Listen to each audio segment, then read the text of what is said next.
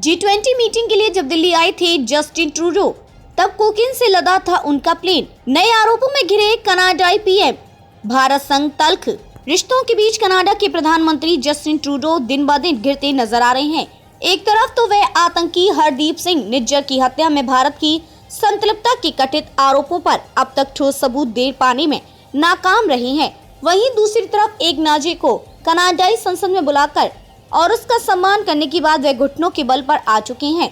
इस बीच आरोप लगे हैं कि इसी महीने जब ट्रूडो G20 शिखर सम्मेलन में हिस्सा लेने भारत आए थे, तब उनका प्लेन कोकीन से भरा हुआ था। सूडान में भारत के पूर्व राजदूत दीपक बोहरा ने जी न्यूज के एक शो में यह आरोप लगाते हुए कहा, विश्वसनीय अफवाहें थी कि खोजी कुत्तों को उनके विमान में कोकीन मिली थी। बोहरा ने भी बताया कि ट्रूडो 2 दिनों तक होटल के अपने कमरे से क्यों बाहर नहीं आए थे, जब उनका विमान खराब हो गया था। बोहरा ने भी यह दावा किया है कि बकौल विश्वस्त सूत्रों को जस्टिन ट्रूडो बेहोशी की हालत में थे, इसलिए वे राष्ट्रपति द्रौपदी मुर्मू द्वारा दिए गए रात्रि भोज में शामिल नहीं हुए थे। बोहरा इतने पर ही नहीं रुके। उन्होंने कहा कि जस्टिन ट्रूडो फ्रस्ट्रेट और तनाव में थे, क्योंकि 10 दिन पहले ही उनकी पत्नी उन्हें छोड़कर चली गई थी। इसके अलावा कनाडा की इकोनॉमी डगमग कर रही है। पूर्व राजदूत ने कहा कि कनाडाई प्रधानमंत्री की हरकतें समझ से बाहर हैं, क्योंकि वे बौखला चुके हैं।